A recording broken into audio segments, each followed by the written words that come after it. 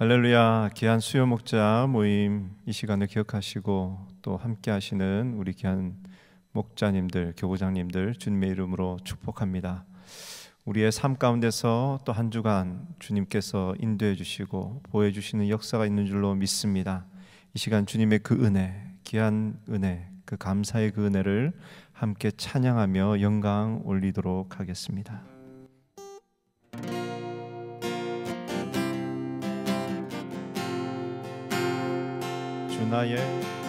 주 나의 모습 보네,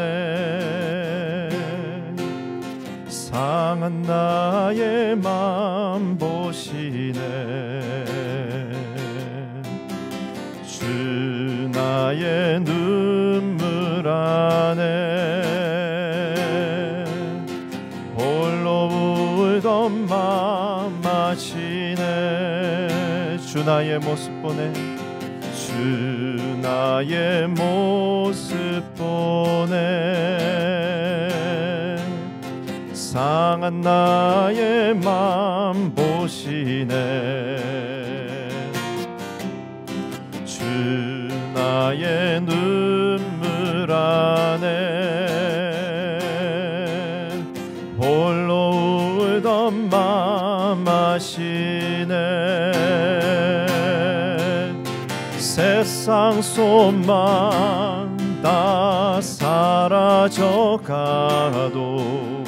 주의 사랑을 끝이 없으니, 살아가는 이 모든 순간이 주님임을 나는 믿네. 세상 소망 다 사라져가도 주의 사랑은 끝이 없으니, 살아가는 이 모든 순간이 주님임을 나는 믿네. 주 사랑 내게 있네. 그 사랑이 날 채우네. 주네 내게 있네. 그네로 날 세우네. 주 사랑 내게 있네. 주 사랑 내게 있네. 그 사랑이 날 채우네. 주네 내게 있네. 그네로 날 세우네. 세상 소망 다 사라져가도 주의 사랑은 끝이 없으니, 살아가는 이 모든 순간이 주님임을 나는 믿네. 세상 소망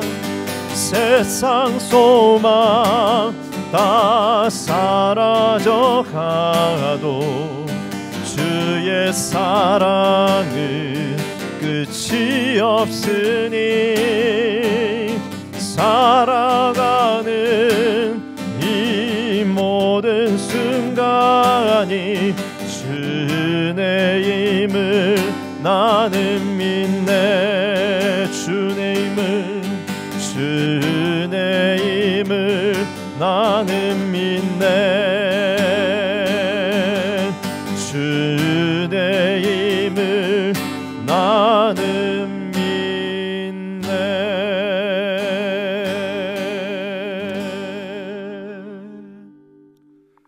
우리의 소망 되신 주님의 이름을 찬양합니다. 코로나 사태를 통하여 우리의 소망이 온전히 주님께만 있음을 다시 한번 깨닫게 하여 주시니 진심으로 감사합니다. 세상에 대한 소망, 세상에 대한 모든 기대가 떠날지라도 우리 주님의 사랑은 언제든지 변치 않고 우리와 함께 하여 주시니 진심으로 감사드립니다. 하나님, 우리가 생각한 것보다 코로나 사태가 더 오래가고 있는 이와 같은 상황 속에서 우리의 소망의 끈을 놓지 않게 하여 주시고 우리의 눈을 들어 우리의 소망 되신 주님을 바라보는 저의 모든 삶 되어줄 수 있도록 인도하여 주옵소서. 어렵고 힘든 어둠의 터널을 지나지만 하나님을 찬양하며 하나님 앞에 영광 돌리는 귀한 기간이 되어줄 수 있도록 인도하여 주옵소서.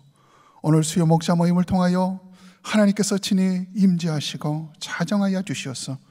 이 말씀을 통하여 우리 모든 목자들의 심령 가운데 하늘의 소망으로 충만하게 하여 주시고 우리 모든 목자님들 이렇게 어려운 시기일수록 더욱더 깨어 기도하게 하여 주시고 맡겨주신 양들을 위하여 헌신하며 나아갈 때 하나님 그들의 헌신과 수고를 받아주시고 마침내 하나님이 주시고자 하는 놀라운 축복으로 넘쳐나는 우리 모든 양무리 사역과 우리 몸된 교회 되어줄 수 있도록 인도하여 주옵소서. 이 시간에 박성근 담임 목사님 성령의 기름 부으심의 능력으로 충만하게 함께하여 주시니 감사합니다. 하나님이 주신 귀한 말씀을 담대히 능력으로 선포하는 귀한 시간으로 인도하여 주시옵소서. 감사하며 우리 구주 예수 그리스도의 이름으로 기도드리옵나이다. 아멘.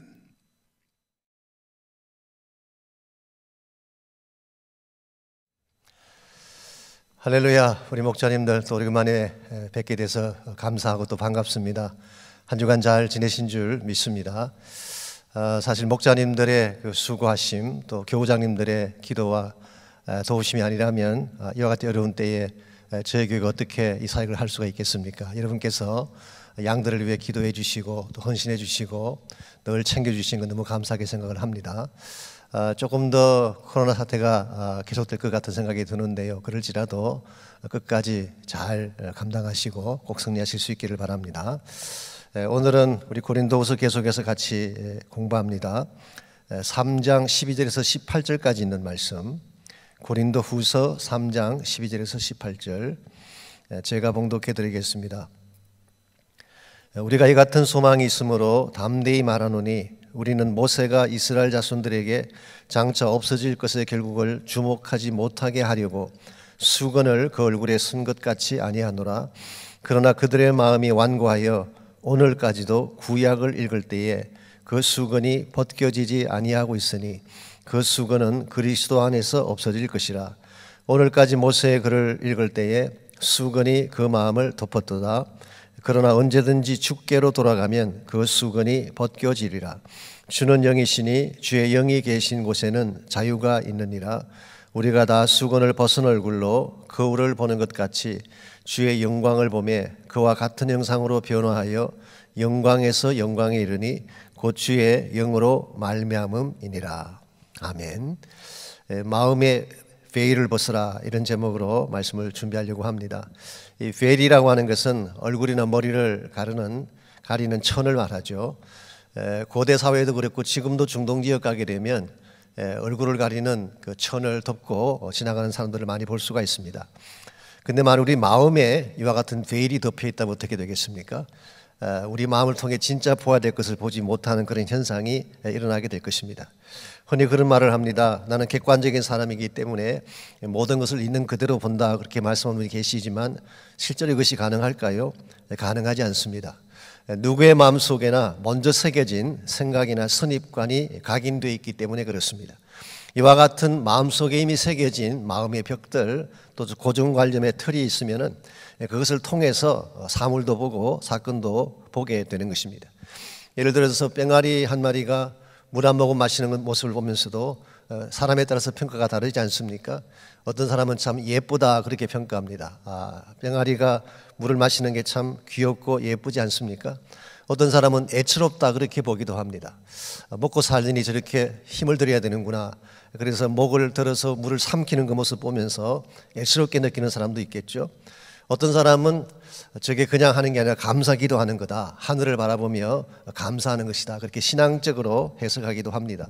왜 똑같은 사건을 보고도 해석이 다르고 판단이 다를까요? 이 마음에 안경을 쓰고 보기 때문에 그런 것입니다. 이런 면에서 우리 모두의 심령 가운데에 우리는 의식하지 못하지만 오랜 세월에 걸쳐서 만들어진 마음의 안경이 있고 마음의 수건이 있습니다. 이 마음의 안경이나 마음의 수건이 긍정적인 경우는 괜찮지만 이것이 부정적인 경우에는 우리 삶에 굉장히 좋지 않은 영향을 미칠 수가 있습니다. 근데 편견이라고 하는 것이 마음에 있게 되면 사람을 볼 때 항상 자기의 관점에서 삐뚤게 볼 수가 있게 되겠죠. 왜곡된 마음을 가졌다든가 상처를 많이 받았다든가 이 불신앙적인 마음이 꽉 차 있는 그런 상태에서 사건을 보고 사물을 보게 되면 건강한 삶을 살 수가 없습니다. 이런 면에서 우리 마음에 있는 이 베일을 벗어버려야지 참된 자유함을 누릴 수가 있는데요. 오늘 본문의 주제를 보시면은 마음의 베일을 벗고 정직한 영으로 하나님께 나아가야 참된 자유 속에서 축복의 실체를 볼 수 있다, 그렇게 되어 있습니다. 본문으로 들어가셔서 1번 문제, 오늘 본문은 새 언약의 사람들이 추구해야 될 삶의 방향에 대해 소개하고 있다. 12절 13절을 읽고 모세가 얼굴에 선 수건이 무엇인지 정리해 보라 그랬습니다. 먼저 12절 말씀 보시면 우리가 이 같은 소망이 있으므로 담대히 말하노니, 이 같은 소망이라는 표현이 나오는데요. 이것이 어떤 소망을 말할까요? 바로 앞절을 보면 길이 있을 새 언약의 영광에 대한 소망을 의미하는 것입니다. 그래서 여러분과 저는 새 언약의 소망을 가진 존재가 됐고 새 언약의 영원성을 확신하는 자들이 됐기 때문에 이제부터 살아가야 될 삶의 모습이 달라져야 된다, 그런 뜻입니다. 13절 보시면은 우리는 모세가 이스라엘 자손들에게 장차 없어질 것의 결국을 주목하지 못하게 하려고 수건을 그 얼굴에 선 것 같이 아니하노라 그랬습니다. 이 말씀은 사실은 출애굽기 34장 34절 35절을 인용한 것입니다. 그냥 인용한 것이 아니라 바울이 구약 성경을 해석해서 인용해 놓은 것이라고 보는 것이 옳습니다. 랍비들이 구약 성경을 해석하는 것을 우리가 미드라시라고 하죠. 미드라시라고 하는 것은 성경 해석이다 그렇게 번역할 수도 있고 혹은 해석해 놓은 카멘터리를 미드라시라 그렇게 부르기도 합니다. 그래서 랍비들, 유대인의 랍비들은 구약 성경을 읽고 그 성경을 자기 나름대로 해석해서 그 뜻을 정리해 놓은 이런 일을 많이 했습니다. 아마도 사도 바울도 유대교 출신이고 또 훌륭한 선생님 밑에서 공부를 했기 때문에 아마 미드라시적 해석을 할 수 있지 않았을까, 그렇게 생각할 수가 있습니다. 그런데 오늘 본문을 자세히 보시게 되면 단순히 랍비들의 미드라시 해석을 그대로 옮겨놓은 것 같지는 않습니다. 여기 한 가지 더 첨부된 것이 있는데요. 제가 신학교 다닐 때에 제가 배웠던 교수님 중에 지금도 기억이 나는, 제가 가장 존경했고 참 저렇게 됐으면 좋겠다고 생각했던 교수 한 분이 계셨는데요. 올 앨리스라고 하는 교수님이 계셨습니다. 이분은 에딘버러 대학에서 PhD를 받으시고 사실 유럽에서 네노라는 학자들과 같이 동등한 위치를 가졌던 F. 브루스니, 하워드 마셜이니, 마르틴 행겔이니 이런 아주 굉장한 분들과 같이 길 나누었던 그런 교수님이신데요. 이분이 에딘버러 대학에서 공부하실 때 쓰신 논문이 사도 바울이 구약 성경을 어떻게 사용했는가, 이 Paul's use of the Old Testament, 여기에 대한 것을 공부를 했고 여기에 대한 강의를 이분이 하신 걸 제가 들은 적이 있습니다. 그분 말씀에 하면은 단순히 러비닉 주디즘, 랍비들의 유대교 영향만 받은 것이 아니라 예수님 만난 이후에 그리스도 관점에서 구약을 다시 보았던 것이 바울의 해석이다, 그렇게 그분은 설명하신 것을 들었어요. 오늘 본문을 보게 되면 그 사실을 확인할 수가 있게 됩니다. 자, 구약 성경 자체를 보시면은 출애굽기 34장 34절 35절 이렇게 기록이 되어 있습니다. 그러나 모세가 여호와 앞에 들어가서 함께 말할 때에는 나오기까지 수건을 벗고 있다가 나와서는 그 명령하신 일을 이스라엘 자손에게 전하며 이스라엘 자손이 모세의 얼굴에 광채를 보므로 모세가 여호와께 말하러 들어가기까지 다시 수건으로 자기 얼굴을 가렸다. 이것이 출애굽기 34장에 기록된 내용입니다. 이 말씀을 정리해 보게 되면 모세가 시내산에서 내려온 후에 얼굴에 광채가 났죠. 그때 이 모세가 하나님께 들어가서 대화할 때는 수건을 벗었어요. 하나님 앞에 나갈 때는 수건을 쓸 이유가 없죠. 그런데 이스라엘 백성 앞에 나와서 말을 할 때는 수군을 섰다. 그렇게 오늘 이 출애굽기 34장이 기록을 하고 있습니다. 이와 같은 출애굽기를 바울은 이렇게 해석을 했습니다. 장차 없어질 것의 결국을 주목하지 못하게 하기 위해서 얼굴에 수건을 선 것이다. 그렇게 해석을 했어요. 자, 이 말의 뜻이 무엇일까요? 왜 모세가 얼굴에 수건을 썼을까요? 여러 가지 해석이 가능합니다. 첫 번째 해석은 이스라엘 백성이 그 영광을 볼 자격이 되지 않기 때문이다. 그렇게 해석하는 분이 있어요. 그래서 감히 봐서는 안 될 영광, 이런 측면에서 오늘 본문을 해석한 경우가 있고요. 두 번째 해석은 광채가 사라졌을 때 경외심도 사라질 것을 염려한 나머지 모세가 영광이 사라진다는 것을 보여주지 않기 위해서, 쉽게 말하면 사라질 영광을 감추기 위해서, 커버하기 위해서 수건을 선 것이다. 그렇게 해석하는 것이 두 번째 해석이에요. 세 번째 해석은 이와 같은 해석입니다. 구속사의 비밀을 깨달은 모세가 자신은 지금 자기 얼굴에 난 영광이 일시적인 것을 알고 있지만 이스라엘 백성들은 이것을 알지 못한 상태이기 때문에 혹시라도 이 없어질 영광에 참된 가치를 두게 될까 염려해서 얼굴에 수건을 가렸다. 그렇게 해석하는 것입니다. 제 생각에는 세 번째 해석이 가장 합당하다고 생각하는데요. 모세가 수건을 쓴 인텐션은 이와 같은 것입니다. 장차 보여주실 진짜 영광이 있는데, 복음을 통해 보여주실 진짜 영광이 있는데 이것을 보게 하기 위해서 일시적 영광, 율법이 가지고 있는 일시적 영광을 보지 못하도록 수건을 가린 케이스로 해석한 것입니다. 이 경우는 모세가 수건을 쓴 것이 좋은 의도입니다. 진짜 영광을 드러내기 위해서 사라질 영광을 감추기 위해 수건을 쓴 것입니다. 이 경우는 수건이 긍정적인 케이스죠. 좋은 의미에서 수건을 쓴 것입니다. 그랬는데 유대인들은 이것을 부정적인 차원으로 받아들인 것입니다. 그래서 오늘 본문을 계속 보시면 아실 수 있지만 유대인들은 그 마음에 긍정적인 차원의 수건을 쓴 것이 아니라 오히려 하나님과 그들 사이를 가로막는 편견이랄지 완악함이랄지 그들 자신의 고유한 고집을 가지고 수건을 썼다. 그렇게 본 것입니다. 이와 같은 수건을 썼기 때문에 우리 이번 문제, 유대인의 마음속에 이 수건이 벗겨지지 않았다고 했다. 이유가 무엇이며 이것이 왜 위험한지 토해보라 그랬는데요. 14절을 보십시오. 그러나 그들의 마음이 완고하여 오늘까지도 구약을 읽을 때에 그 수건이 벗겨지지 아니했다. 그렇게 말하고 있습니다.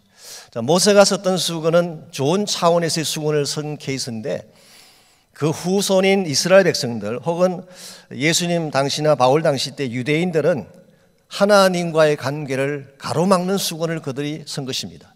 이것은 불신앙의 수건이라고 할 수도 있고 편견의 수건, 왜곡된 수건이다 그렇게 부를 수가 있는 것입니다. 이것을 오늘 성경은 그들의 마음이 완악했다고 표현하고 있습니다. 완악하다고 하는 것은 마음이 굳어있다, 딱딱하다, 혹은 킹 제임스 버전에서는 blinded, 마음이 눈이 멀었다 그렇게 번역을 한 것입니다.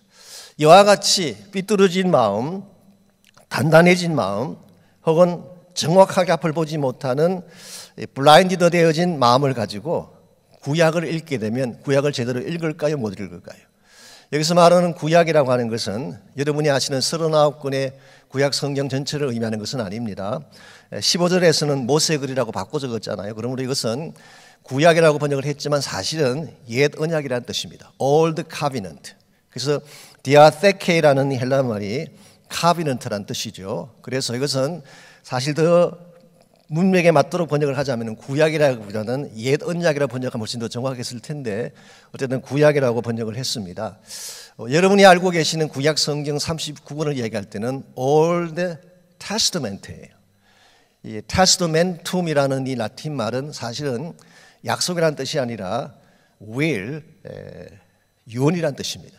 이 제롬이라고 하는 사람이 구약 성경을 라틴말로 번역을 할 때, vulgate를 번역할 때에 이 testamentum이라는 단어를 썼기 때문에 오늘까지도 우리 구약 성경을 Old Testament, 신약을 New Testament로 바꾸고 이렇게 설명을 하고 있죠.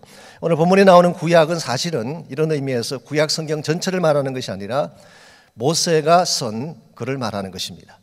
이와 같은 모세의 글을 읽고 하나님의 말씀인 성경을 읽을 때에 마음이 완악한 상태에서 보았기 때문에 삐뚤어지고 불순종적이고 편견된 마음으로 보았기 때문에 절대로 성경을 제대로 읽을 수가 없다는 것입니다. 하나님의 마음을 제대로 읽을 수가 없다는 것입니다. 이와 같은 마음에 무엇인가가 막혀 있는 것, 마음에 수건이 덮여 있는 것, 그 수건의 내용이 어떤 경우든 편견이든지 불순종이든지 왜곡된 마음이든지 과거의 상처든지 이와 같은 것들이 있어서 성경을 보든지 사람을 보든지 사건을 보게 되면 결국 우리는 삐뚤어지게 볼 수밖에 없고 잘못되게 볼 수밖에 없는 것입니다. 유대인들은 항상 성경을 볼 때에 자기들 관점에서 성경을 보는 습관을 가지고 있었어요. 그게 오늘 본문과 연결이 되어 있습니다. 항상 자기중심적이에요. 이것을 우리가 wishful thinking이라고 그럽니다. 내가 보고 싶은 것만 보는, 내가 원하는 방향으로 성경을 보는. 예를 한 가지 들어드리자면은 이스라엘 백성들도 이웃을 사랑하라고 말합니다. 이웃을 사랑하라. 근데 누가 이웃이냐 물으면은 그들은 유태인이라고 이야기해요. 이스라엘 백성이 이웃이지 이방인은 이웃이 아니에요. 그러니까 성경이 말하고 있는 이웃에 대한 개념을 그들은 자기들 중심으로 바꿔놓은 것입니다. 또 한 가지를 들자면은 이사야 53장 같은 것, 고난받는 종에 대한 것, 누구나 봐도 이것은 극명하게 장차 오실 예수님에 대한 이야기를 담고 있는 것임에도 불구하고 이스라엘 백성들은 그 고난받는 종을 이스라엘 민족으로 해석을 해요. 근데 과연 이스라엘 민족이 아무런 잘못이 없이 아무런 자기들의 죄 지은 것이 없이 무고하게 고난당한 케이스인가요? 아니잖아요. 앞뒤를 다 연결해 보면 전혀 아님에도 불구하고 그들은 성경을 그렇게 보았고 삐뚤게 해석을 한 것입니다. 이와 같은 것이 좀 확장되어 가게 되면 사람을 볼 때도 항상 삐딱하게 보는, 편견을 가지고 보는, 이것은 이스라엘 백성에만 있는 것이 아니라 오늘 여러분과 저의 마음속에도 동일한 것이 사실이 있습니다. 사람 볼 때에 항상 선입관을 가지고 봐요. 그 사람의 외모랄지 학력이랄지 그 사람의 집안이랄지 이런 것들을 염두에 두고 보기 때문에 정확하게 그 사람을 보지 못하는 경우, 미국 사회 같은 경우는 흑인이나 히스패닉에 대해서 바이아스가 있습니다. 그래서 경찰들이 가다가 사람을 스탑시키고 잡을 때 보면 백인들은 거의 잡지 않아요. 이게 자기들 마음속에 이미 수건이 덮여져 있기 때문에 그런 것입니다. 이와 같은 수건은 반드시 벗어야 돼요. 이걸 깨뜨리지 아니하면 우리가 하나님도 바르게 볼 수가 없고 성경 말씀도 바르게 볼 수가 없고 사람이나 사건도 바르게 볼 수가 없는 것입니다. 그러므로 우리가 어떻게 하면 우리 마음속에 우리도 모르는 가운데 이미 이렇게 장착되어져 있는 베일, 우리 마음을 가리고 있는 이 마음의 수건을 어떻게 하면 벗어버릴 수가 있을까? 오늘 본문을 통해서 한 3가지 함께 정리해 보려고 합니다. 첫 번째가 우리 3번 문제입니다. 마음의 수건을 벗으려면 무엇이 필요할까? 14절과 16절을 읽고 대답해 보라 그랬습니다. 먼저 14절 하반부를 보시면은 그 수건은 그리스도 안에서 없어질 것이라 그랬어요. 이 말의 뜻은 율법에 대한 모든 것이 예수님이 오시는 순간 완성되기 때문에 더 이상 율법의 가치가 없다, 그런 뜻입니다. 예수님이 오시는 사건은 율법의 모든 것들을 다 이룬 사건이고 율법이 가지고 있던 모든 영광을 예수님이 오심으로 다 대신하기 때문에 예수님이 오시는 순간 그들 마음에 덮였던 수건은 다 벗겨지게 되는 것입니다. 이것은 사실은 객관적인 사건을 말합니다. 예수님이 오심으로 율법 시대가 끝이 나고 하나님의 은혜가 임하고 또 새 언약이 시작되는 것, 이것은 객관적인 구속사적 사건이죠. 이것만으로 우리 마음의 베일이 벗겨질까요? 아닙니다. 여러분이 아무리 예수님이 하나님 언약의 완성이시고 율법이 말하는 모든 그 요구사항의 완성이라고 여러분이 알고 계셔도 그것만으로 여러분 마음속에 있는 수건이 벗겨지진 않아요. 그래서 그 다음 단계가 필요한데요, 그게 16절입니다. 언제든지 주께로 돌아가면 그 수건이 벗겨지리라 그랬어요. 수건 자체가 없어지는 것은 객관적으로 예수님이 오심으로 율법적인 모든 것들이 다 이제 없어지게 되고 완성되어지게 되지만 그것은 객관적인 사건입니다. 나의 삶 속에, 나의 마음 속에 율법이 가지고 왔던 모든 수건이 실제로 없어지게 되려면 여러분이 주님께로 돌아가야 되는 것입니다. 그래서 주님께로 돌아가기 위해서는 먼저 예수님을 인격적으로 만나야 되겠죠. 그러니까 예수님을 나의 구원자로 만나고 영접하는 것이 먼저 선행이 돼야 되고 그 다음에 주님께로 우리 삶의 방향을 턴해야 되는 것입니다. Turn to the Lord. 지금까지 내가 살아왔던 나의 방향이 있죠. 나 중심적인 삶의 방향을 돌이키고 예수님께로 삶을 돌이키는 것입니다. 돌아가는 것입니다. 이것을 우리는 회개라고 부르기도 하고 주님께 돌아감으로써 실제로 구원받는 사건이 일어남을 설명하는 것입니다. 그래서 우리 마음속에 있던 이 수건, 그것이 무엇으로 말미암아 주어진 수건이든지 죄악 때문에 주어진 것이든 상시 때문에 주어진 것이든 과거의 어떤 일 때문에 주어진 것이든 이 모든 것들을 벗고 깨끗하게 되려면은 먼저 주님께로 돌아가는 사건이 있어야 돼요. 예수님께로 돌아가는 사건. 그러나 주님께로 돌아가는 것만으로 또 충분하지 않습니다. 두 번째로 필요한 것이 성령의 능력을 받는 것입니다. 4번 문제. 단순히 결심하고 노력한다고 오랜 세월 마음을 덮어온 수건이 벗겨질까? 수건을 벗고 자유하려면 무엇이 필요할까라고 물었습니다. 17절이 그 답을 주고 있습니다. 주는 영이시니 주의 영이 계신 곳에는 자유가 있느니라. 우리말 번역에는 빠져 있습니다만은 대다수의 영어 성경을 보게 되면 주는 영이시니 이 말씀 앞에 now라고 하는 단어가 들어가 있어요. now, 지금 주는 영이시다. 그렇게 번역이 되어 있습니다. 헬라 원문을 보아도 the라고 하는 now라고 번역하는 단어가 거기에 들어가 있는 것을 볼 수가 있습니다. 지금 주님은 우리의 영이 되신다. 즉 우리가 예수님을 영접한 사건은 사실 예수님은 2000년 전에 오셔서 갈보리 언덕에서 돌아가셨는데 그 사건 때문에 구원받은 것은 우리 자신이죠. 그런데 지금 나의 마음속에 실제로 일하시는 주님은 보혜사 성령님이다 그런 뜻이에요. 그래서 우리 마음속에 지금 일하고 계시는 주님, 그분이 바로 성령님이신데 주의 영이신 성령이 계신 곳에는 자유함이 있다. 그렇게 오늘 성경이 밝히고 있습니다. 우리가 결심해도 내 마음속에 있는 이 무거운 수건을 스스로 벗길 수가 없어요. 노력한다고 해서 벗겨지는 것도 아닙니다. 그런데 성령께서 내 마음을 지배하게 되면, 성령이 나의 마음을 붙잡게 되면 그때 이 모든 것들이 다 풀려지게 되고 그 다음 주어지게 되는 축복이 자유함의 축복이 주어지는 것입니다.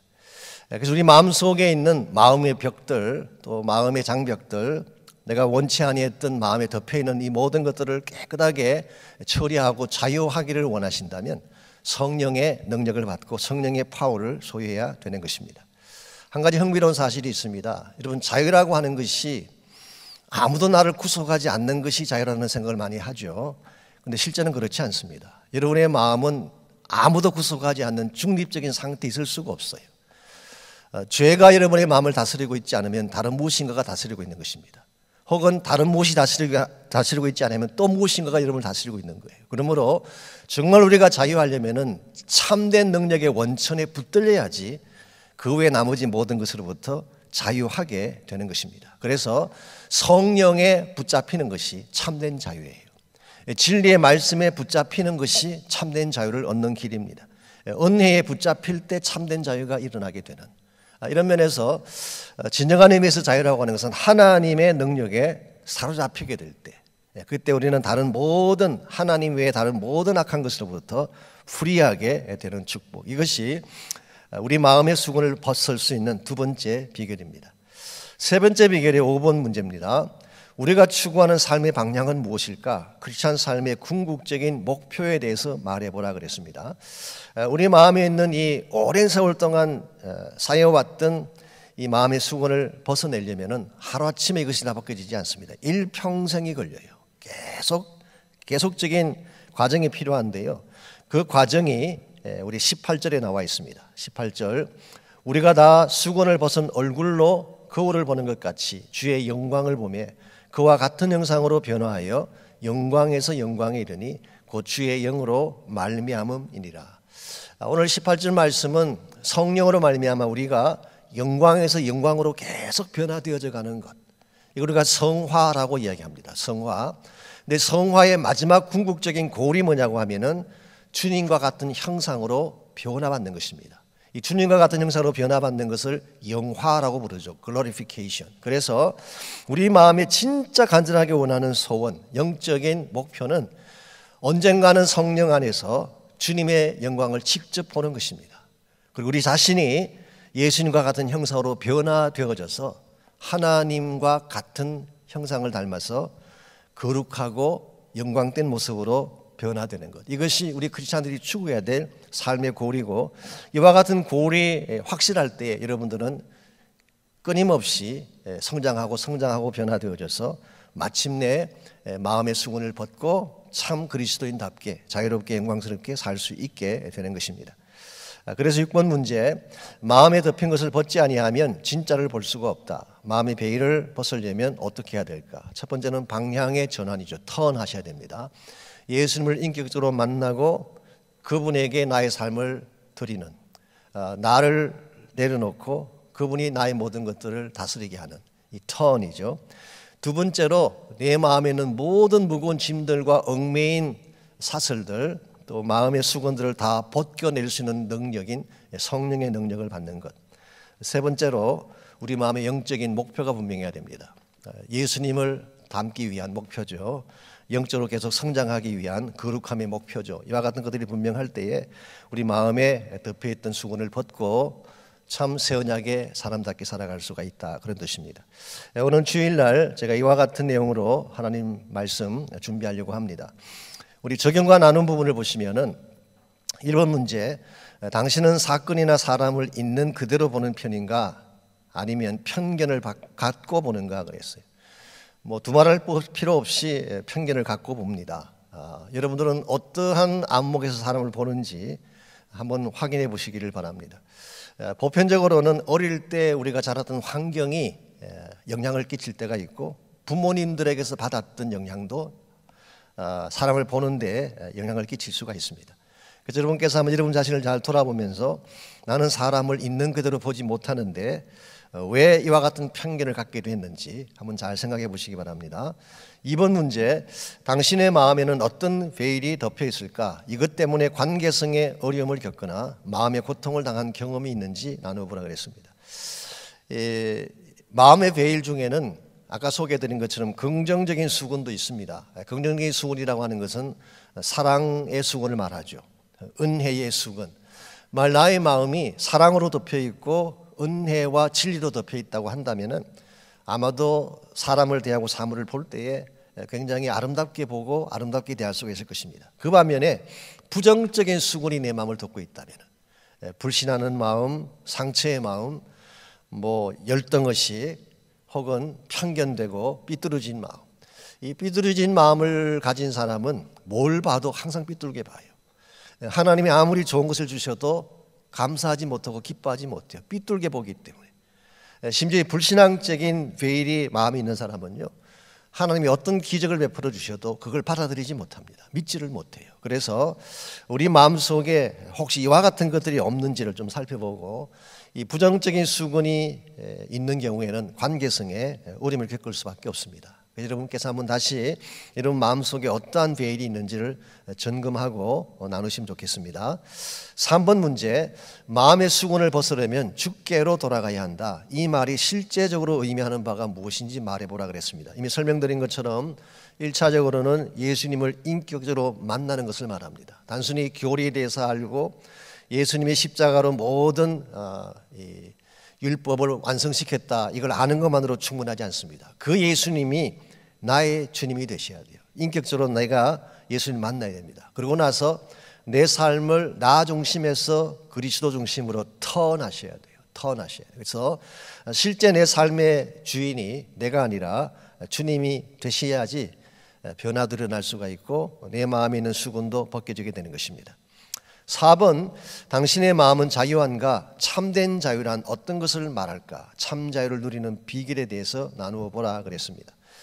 참된 자유라고 하는 것은 아무런 구속받지 않는 것을 말하는 것이 아니라 진짜 얽매야 될 때 얽매이는 것이 참된 자유예요.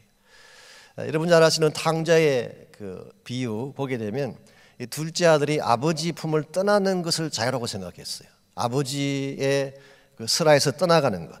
그러면 본인이 하고 싶은 건 마음대로 할 수 있으니까. 그런데 실제로 그가 아버지를 떠나갔을 때 자유했나요? 자유하지 못했습니다. 세상의 욕망과 쾌락에 오히려 얽매이게 됐어요. 그러므로 하나님을 떠나는 것이 자유가 아니라 하나님 안으로 들어와서 진리에 붙들리고 은혜에 붙들릴 때 참된 자유를 누릴 수가 있다. 이런 면에서 좀 자유의 역설적인 면을 우리가 좀 알면 좋겠습니다. 뭐 결혼 가지고 설명해도 마찬가지입니다. 한 여자에게 잡혀야지 다른 여자로부터 자유하게 되는 것이지, 잡히지 않는 남자들은 위험합니다. 또 다른 여자에게 또 넘어갈 수 있기 때문에. 그래서 내가 누구에게 붙잡힌다는 것이 꼭 나쁜 거 아니에요. 바른 것에 붙잡히는 것, 바른 것에 붙잡히는 것이 더 중요한 것입니다. 그래서 참된 자유의 비결을 누리려면 하나님에게 붙들려야 된다, 진리에 붙들려야 된다, 그런 내용들을 나누시면 좋겠습니다. 5번 문제, 당신의 신앙생활에서 가장 갈망하는 바가 무엇인가? 참된 영광의 실체를 누리려면 무엇이 필요한지 나누어 보라 그랬습니다. 여러분이 정말 갈망하는 바가 무엇인가요? 뭐 사람마다 다르겠지만 주의 영광을 보는 거 아니겠어요? 주의 보좌 앞에 나아가서 그분 영광 앞에 서는 것, 그리고 영광된 그 주님 앞에 감격된 모습으로 예배하고 찬양하는 것, 이게 우리 모두의 갈망 아니겠습니까? 사실 저희가 드리는 매주일 드리는 예배가 이것을 위한 사건인 것입니다. 우리가 주님 앞에 나가서, 영광된 보좌 앞에 나가서 주님 만나 뵙고 주님을 경험하고 주님이 나에게 안겨주시는 사랑과 축복을 받고 돌아가는, 이게 예배이죠. 이와 같이 주의 영광을 바라보는 것, 이게 우리 모두의 갈망하는 바인데, 이와 같은 갈망을 이루려면 뭐가 필요할까요? 실제로 여러분이 매일매일 주의 보좌를 향해 나가야 되고 주님 안에 잠겨서 사는 생활을 추구해야 되는 것입니다. 그래서 우리가 부르는 찬양 가사처럼 빛나고 높은 보좌와 그 위에 앉으신 그 영광 몸소 배울 때 내 기쁨 넘치리, 그 영광을 몸소 뵙는 것이 우리의 간절한 소망이고, 그때 참된 만족과 기쁨이 주어지게 되는 것이죠. 이런 의미에서 오늘 주일날 우리가 같이 나눌 마음의 베일을 벗어라, 이 말씀을 여러분이 좀 정리도 하시고 또 적용과 나눔 부분에 대한 것은 같이 나누시면서 또 여러분 개인에게도 적용하시면서 은혜를 받으면 좋겠습니다. 기도 제목 보시면은 마음의 수건이 벗어지도록, 우리 마음에 다 수건이 있는데요, 이 수건을 다 벗고 참 자유함으로 주를 바라볼 수 있도록 여러분 기도하시기를 바랍니다. 두 번째는 오랜 격리 생활이 가져온 답답함이 있습니다. 벌써 2달 정도 되다 보니까 많은 분들이 답답해하고 힘들어하고 있습니다. 또 경제적인 문제에 직면한 분들도 많이 계시죠. 이와 같은 답답함과 어려운 문제들이 속히 떠나가도록 좀 더 구체적인 기도를 하시길 원한다면 백신이 빨리 발견돼야 됩니다. 백신이 나오기까지는 아마 이 코로나 사태가 완전히 종결되지 않지 않을까. 이건 제 개인의 의견이 아니라 뭐 여러 전문가들이 동일한 이야기를 하고 있습니다. 그래서 백신이 속히 나올 수 있도록 기도해 주시면 좋겠습니다.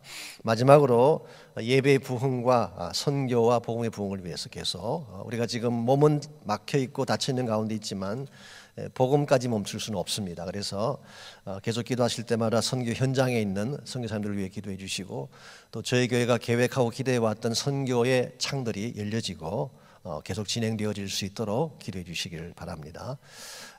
또 한 주간 여러분께서 승리하시고 오늘 주일날 또 온라인 예배도 드리시고 양무리 식구들과 같이 교제하시면서 또 아름다운 사역의 열매 꼭 이루시기를 부탁드립니다. 우리 기도하겠습니다. 하나님 감사합니다. 우리 마음속에 태어날 때부터 가지고 있던 죄악의 수건이 있습니다. 바르게 보지 못하고 건강하게 살지 못하게 만들었던 우리 마음의 수건, 이 수건을 우리 힘과 능력으로 벗길 수 없사오니 예수님의 보혈과 성령의 권세로 벗겨주시고 정말 맑고 깨끗한 영으로 주를 바라보게 하시고 참된 자유함 가운데서 하나님을 찬양하고 영광스럽게 하며 사는 저희 모든 성도들 되게 하여 주옵소서. 목자들의 삶과 가정을 특별히 축복합니다. 어려운 때일수록 믿음 가운데 견고하게 서게 도와주시고 하나님의 자녀답게 또 하나님의 사역자답게 승리하고 당당함을 이룰 수 있는 모든 목자님들 또 교구장님들 되게 하여 주옵소서. 예수님의 이름으로 기도하옵나이다. 아멘.